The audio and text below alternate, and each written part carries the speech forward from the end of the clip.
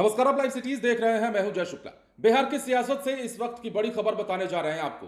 BJP को बड़ा झटका लगा है। बीजेपी के एक विधायक ने अपना इस्तीफा दे दिया है और इस्तीफे में कई सारी बातें कही हैं, कई बड़े आरोप लगाए हैं और यह तक कह दिया है कि अब मुझे लगता है कि बीजेपी को दलित नेतृत्व की कोई जरूरत नहीं है। लेकिन उससे पहले बिहार चुनाव की सरगर्मी अपने चरम सीमा पर है, जहां एक तरफ एनडीए की लिस्ट जारी हो रही है, जदयू अपनी लिस्ट जारी कर रही है, बीजेपी ने अपने 101 लिस्ट को जारी कर दिया कैंडिडेट्स की, जदयू ने 57 कैंडिडेट्स की लिस्ट जारी कर दी है। पर इसी बीच बड़ी खबर यह कि बीजेपी के एक विधायक जो पीरपैंती से विधायक हैं, नाम है ललन कुमार पासवान, ललन पासवान, और उन्होंने अपना इस्तीफा दे दिया है। पहले यह समझ लीजिए कि क्यों इस्तीफा दिया है, नाराजगी किस बात को लेकर हुई थी। नाराजगी उन्हें इस बात को लेकर हो सकती है कि बीजेपी ने पीरपैंती से इनका पत्ता साफ कर दिया है और वहां से मुरारी पासवान को अपना कैंडिडेट बना दिया है और इसी दुख में इन्होंने इस्तीफा पेश किया है, इस्तीफा दे दिया है। और इस इस्तीफे में क्या कुछ ललन कुमार लिख रहे हैं वो सबसे पहले आपको हम पढ़वाते हैं, पढ़कर सुनाते हैं। देखिए, उन्होंने लिखा है कि श्रीमान अध्यक्ष महोदय,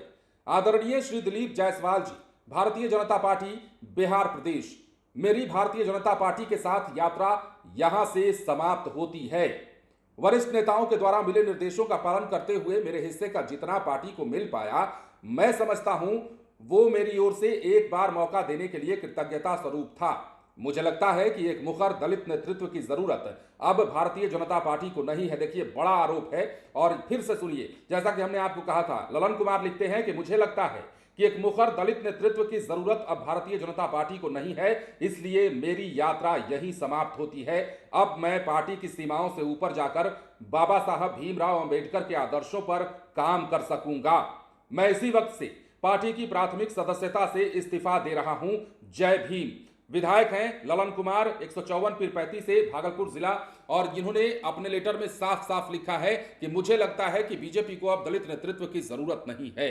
अब देखिए, लिस्ट जारी हो रहे हैं और लिस्ट जैसे जैसे जारी हो रहे हैं, बड़े बड़े नेताओं का पत्ता साफ हो रहा है। कई जगहों पर विरोधाभास देखने को मिल रहा है। वो हर पार्टियों में है, बड़े लेवल पर भी, छोटे लेवल पर भी, हर पार्टियों में कहीं ना कहीं बगावत के सुर देखने को मिल रहे हैं। राजद में अगर बात कर लेते हैं तो राबड़ी आवास के बाहर तो कई दिनों से रस्सा कस्सी चल रही है। यहां 10-10 दिन, 15-15 दिन और 3-3, 4-4 दिन से लोग वहां बैठे हुए हैं इस इंतजार में कि हमें टिकट मिलेगा, हमें टिकट मिलेगा। और जैसे ही तस्वीरें साफ हो रही हैं, वैसे हंगामे का जोर भी पकड़ता जा रहा है। ये हर पार्टी में है, ये बीजेपी में भी कहीं ना कहीं देखने को मिल रहा है कि कहीं कहीं पर जहां जहां बड़े नेताओं का पत्ता साफ हुआ है, वहां से मुखर आवाजें निकलकर सामने आ रही है, वहां विरोधाभास नजर आ रहा है उनके समर्थकों में भी, और वो तो खैर कैमरे पर आकर बोल ही रहे हैं। तो इस तरह से बड़ी बड़ी पार्टियों ने इस बार बड़े बड़े लोगों का पत्ता साफ किया है। आपने देखा, पटना में ही नंदकिशोर यादव को टिकट नहीं मिला, किसी और को मिला। उन्होंने सामने आकर यह बात स्पष्ट की, एक बड़े नेता की भूमिका क्या होती है और उसका तजुर्बा क्या होता है, उन्होंने बताया और किस प्रकार कैमरे पर आकर कहा कि नई पीढ़ी का स्वागत है, ऐसा होना भी चाहिए।